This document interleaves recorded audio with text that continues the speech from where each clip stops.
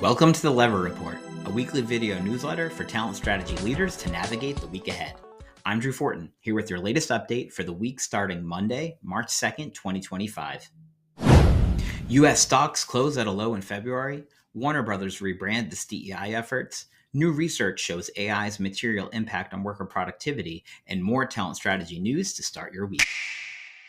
The Nasdaq shed close to 5% in February, while the S&P 500 and Dow dropped 2%.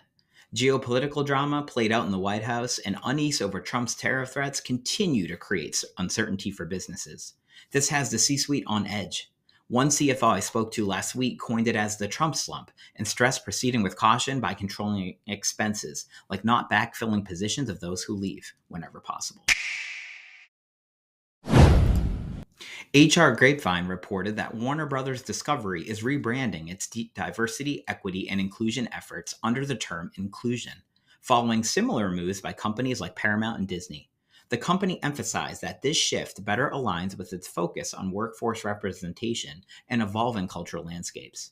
But some critics see it as a response to increased scrutiny and regulatory changes. While Warner Brothers Discovery maintains its commitment to diversity, it will no longer participate in third-party workplace surveys and is revising some talent programs. This move highlights the challenges companies face in navigating DEI initiatives amid changing political and legal pressures, with some choosing to rebrand the efforts and others choosing to abandon them altogether.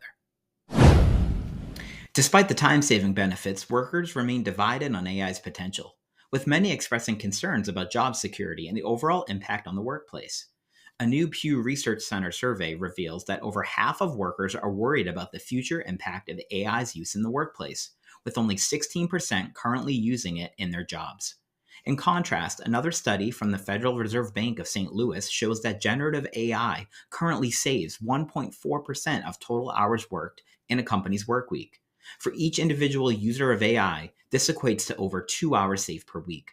The study also found that the information services industries use generative AI the most and therefore save the most time, while leisure and other services industries use it the least and therefore save the least time. To address the concerns of AI's impact, HR leaders who prioritize education of practical and acceptable use cases of AI apps can realize the mutual benefits of increasing productivity while preparing workers for the future in general.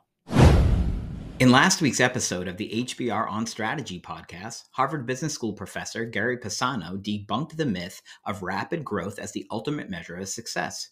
Pisano's research reveals that most companies experience modest or no growth, and even high-growth companies struggle to sustain it.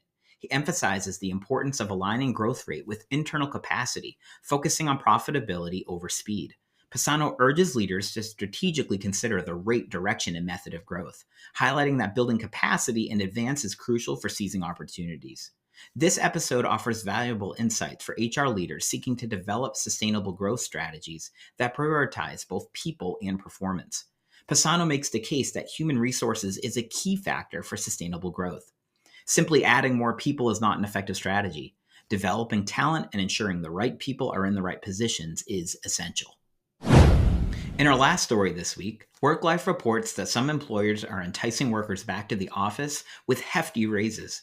Cameo, a celebrity video platform, is offering $10,000 raises to Chicago area staff who come into the office 4 days a week. All 26 eligible employees accepted the offer. Some employees are even reconsidering moving or relocating to take advantage of the raise. And that's your Lever Report. See you next week.